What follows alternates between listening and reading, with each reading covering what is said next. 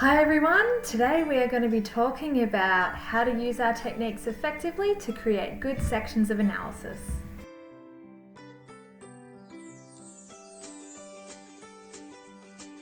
This is always a really tricky one to teach, and it really takes a lot of practice, but I've sort of developed this process which has helped a few students of mine sort of grasp what you need to do with your techniques and how to really expand upon your analysis. The first thing is you have to think about the purpose of all of the language devices that we look at in class. Why a simile there? Why repetition there? Why a motif? What's the significance? Now that is at the center of English and why we study English. We're looking at language and how language creates meaning. So it's really important at a starting point that you understand the intention of different technique. Now, this isn't the be-all end-all list, but this is a strategy that sort of divides our techniques into 4 distinct purposes: emphasis, connection, signaling, and positioning. So you need to think about, does this technique emphasize something to the audience? Does it connect our audience with a particular idea or meaning? Does it signal to the audience? Is it suggesting something? Is it hinting something? Or is it positioning the audience? Thinking about our techniques under these 4 headings is a really great way to start thinking about the purpose of language techniques. What you now need to do is, using this table, draw it up in your own book and take out your big fat list of techniques and go through each one and think, right, does this emphasize, connect, signal, or position? Now, you'll find that a few techniques do both, and that's perfectly fine. Maybe techniques connect in order to position. Maybe techniques emphasize in order to signal. Either way, you need to get in your head roughly what the main intention of a technique is to do. So when we think about techniques that emphasize, repetition is a really easy one. Repetition is all about the emphasis. So when we're thinking about anaphora, epiphora, all the tons and tons of types of repetition that exist out there, make sure you know all of them. It's designed to emphasize. For connecting, these techniques draw ideas together. So alliteration, consonants, rhyme schemes. Rhyme schemes in particular are really designed to connect particular ideas. If we're thinking about signaling to the audience, symbol is a really powerful way of signaling something to the audience. Indeed, metaphor and simile could also fall under this banner. Lastly, if we're thinking about positioning, these techniques position an audience to feel, understand, to see something in the text. This can be, how is the voice created? How is the tone created? The techniques that position the audience are really loaded. Things like imagery, which have lots of other devices feeding into the technique, position the audience. But you need to understand that simply talking about imagery or tone isn't enough. You need to think about what other techniques are feeding into that to position the audience. Now I'm going to do an example.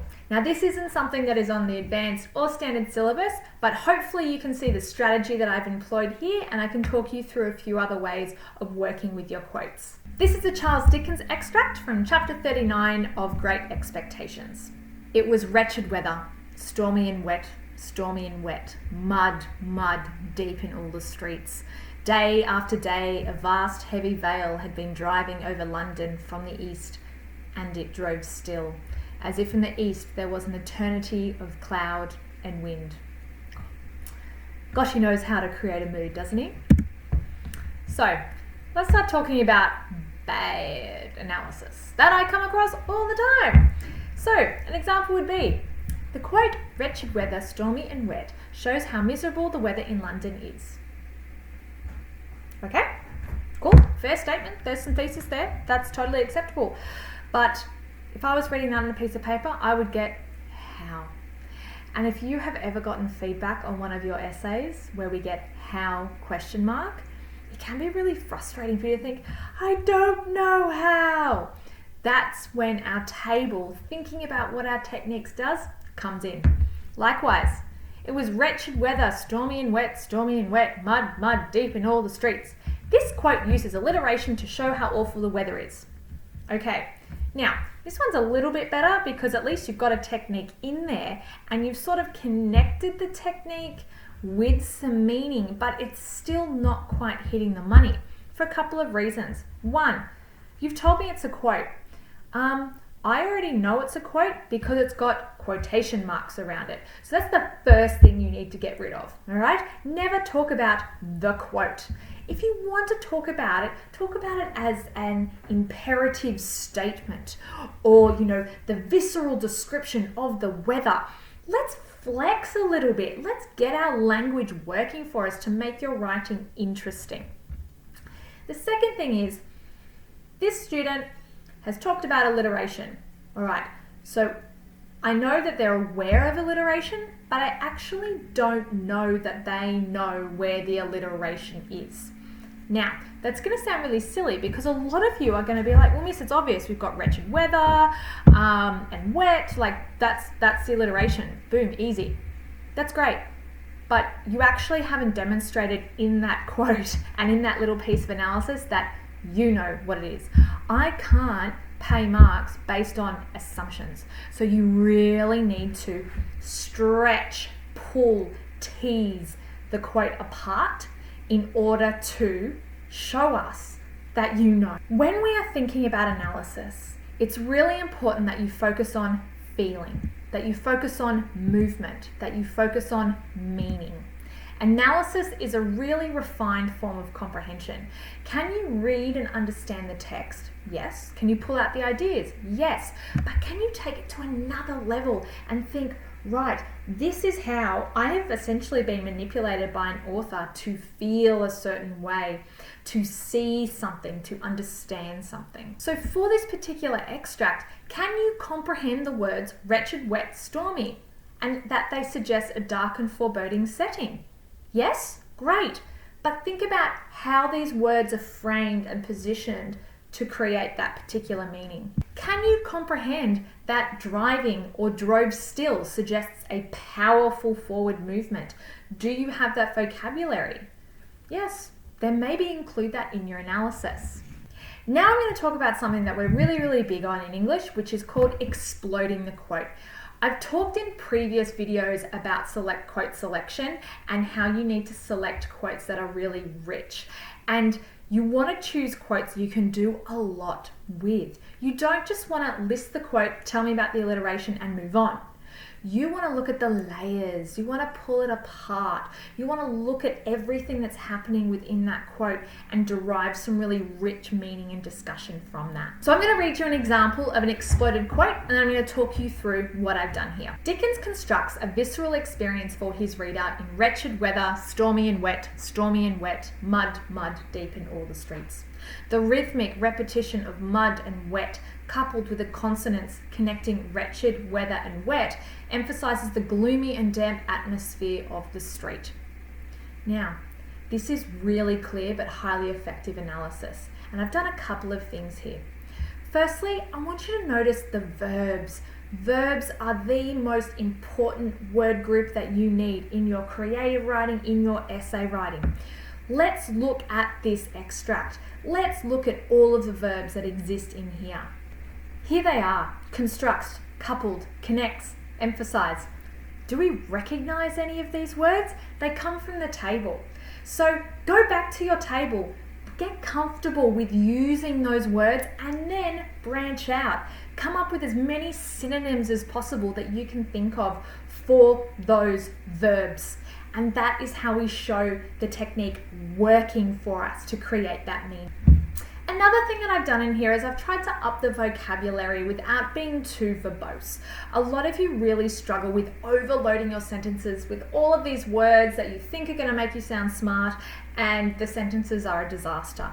You want nice, clean, neat sentences that are well punctuated, that are to the point. Keeping things nice and tight is going to help with your expression. Say something once and say it straight. Moving on. Furthermore, day after day, a vast heavy veil had been driving over London from the east, and it drove still, highlights the oppressive influence of the weather on the inhabitants of London.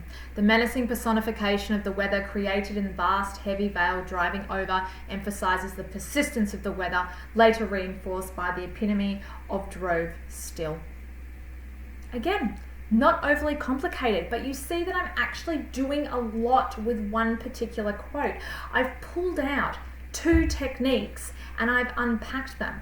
I'm also not just talking about repetition, I'm talking about a particular type of repetition where you have an idea that is repeated within a phrase or a clause. In this piece of analysis, again, you'll see the verbs highlighted in green, highlighted, created, emphasized, reinforced. Think about those verbs to show the language working to create meaning. You've got connectives, so I'm connecting my pieces of analysis.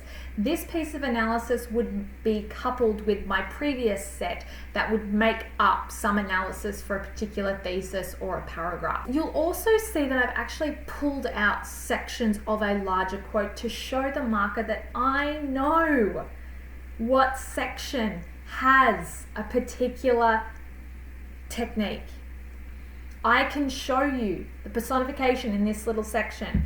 I can talk about the repetition of driving later in the quote. So I've teased it out, I've pulled it apart, I have exploded. So where to from here?